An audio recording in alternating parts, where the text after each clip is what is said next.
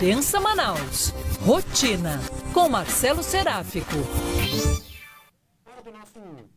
Hora do nosso Pensa Rotina. Marcelo Seráfico, professor da Universidade Federal do Amazonas, sociólogo, está conosco para trazer análise. Tudo bem, professor? Como é que tá? Bom dia. Bom dia, Rafael. Bom dia, Arthur. Bom dia, ouvintes. Tudo bem? Como é que vocês estão? Graças a Deus, tudo bem, tudo na paz. Poderíamos estar melhores, professor, no sentido mais tranquilo em relação à nossa economia, em relação à Zona Franca de Manaus. A gente já comentou isso com a Rosiane Carvalho, trazendo informações. E com você agora, meu amigo, a gente vai ter uma análise profunda sobre essa questão em dois sentidos, né? O primeiro é relativo à fragilização dos incentivos fiscais como meio de atrair investimento estrangeiro, certo? Sim. Veja, Rafael, eu acho que tem um meio de campo, né, desse processo que envolve os incentivos fiscais, que precisa ficar um pouco mais claro para todos nós, né?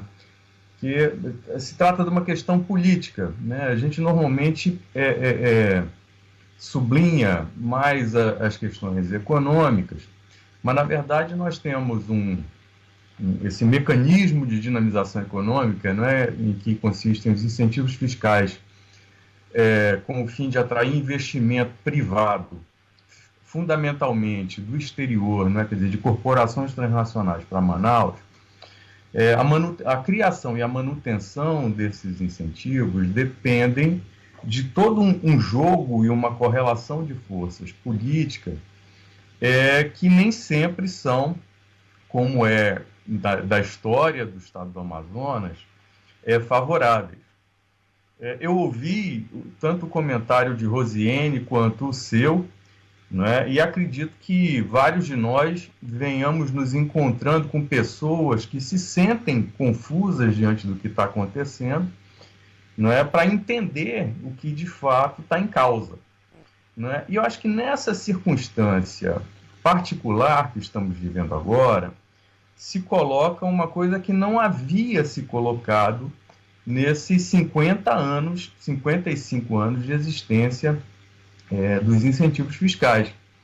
Notem, havia antes, dentro do Amazonas e na articulação da bancada federal do Amazonas com as outras bancadas e do governo do estado do Amazonas com outros governos do norte e do nordeste, se havia conseguido construir, digamos, uma espécie de bloco, não é, de defesa desses incentivos, um bloco político que tinha duas características, eu diria. Uma primeira e mais imediata, que permitia uma negociação com os estados do Nordeste e do Norte em termos de trocas, não é, de posições dentro do Congresso que permitiam avançar propostas vinculadas a uma ideia de desenvolvimento regional. Não é? Quer dizer, para manter os incentivos aqui, a bancada do Amazonas topava votar favoravelmente a pleitos dos estados do Nordeste relativos ao estímulo, não é, à dinamização econômica desses estados.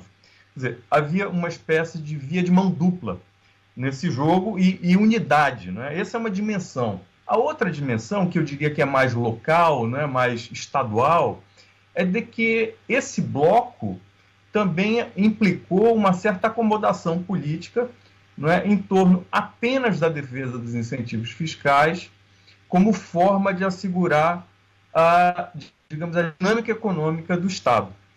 Não é? Então, quer dizer, havia esse duplo movimento, mas nos dois casos vinculados à possibilidade de atração de investimentos para o Amazonas. O que se rompeu agora? É que não há esse bloco. Né? Quer dizer, o governo federal, ao reduzir o IPI e ao se articular politicamente com deputados federais do Amazonas e com governos estaduais da região norte, principalmente, ele rompeu essa unidade que militava dentro do Congresso, que militava nas esferas do Executivo, e ao romper com essa unidade, ele conseguiu, digamos assim, criar um ambiente político de conflitualidade que se desloca para o judiciário, ou seja, judicializou uma questão que é fundamentalmente política, e política num sentido muito amplo. Porque, notem, a Zona Franca de Manaus foi a única saída que se encontrou, digamos assim, para inserir de alguma maneira a Amazônia, o Amazonas em particular, né? Não a Amazônia toda, mas o Amazonas em particular, na dinâmica econômica do país. Num certo sentido, o que se coloca, que está em causa agora, na verdade, é a nossa participação na Federação Brasileira. Não é? O modo como o Amazonas pode participar da Federação Brasileira. E há um problema muito grave agora, quer dizer, que ao mesmo tempo que se retiram essas condições de manutenção dos incentivos como alguma coisa que de fato incentive, né, a economia, porque com a redução do IPI em outros estados, esses incentivos deixam de fazer sentido para as empresas privadas. Além disso, se fragilizam as políticas de proteção ambiental, se fragilizam, ou pior, né, se estimulam atividades predatórias, como a de mineração, de exploração florestal, do agrobusiness, não é? E se deixa a região, digamos, quase como se fosse um faroeste norte-americano, né, no século XIX. Então, é uma situação gravíssima, porque nós estamos com um tipo de violência, né? Uma violência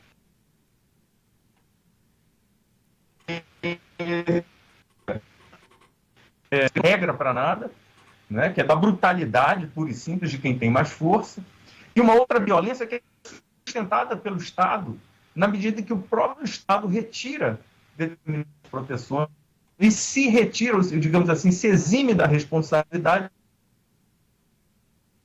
A gente tentou manter aqui essa última parte do comentário do professor Seráfico, na qual ele explica o perigo da gente ter aqui uma questão grave de desigualdade social, ainda mais, né? Agravada a situação de desigualdade social com a retirada de muitos empregos, porque a gente vem observando já, e isso é uma fala que não é minha, não é da Band News Difusora FM, mas uma fala do pessoal do CIEAM, o Centro da Indústria do Estado do Amazonas, da FIEAM, a Federação das Indústrias do Estado do Amazonas, e também de economistas, sobre, infelizmente, a possibilidade da perda de milhares de empregos. Professor, falhou um pouco a ligação aqui, enquanto o senhor completava, vou pedir que o senhor então complete essa questão, né, da gente virar uma região que vai até ganhar um status de faroeste mesmo, como você falou, por causa da desigualdade social, né, o que pode, inclusive, fomentar situações de violência, né?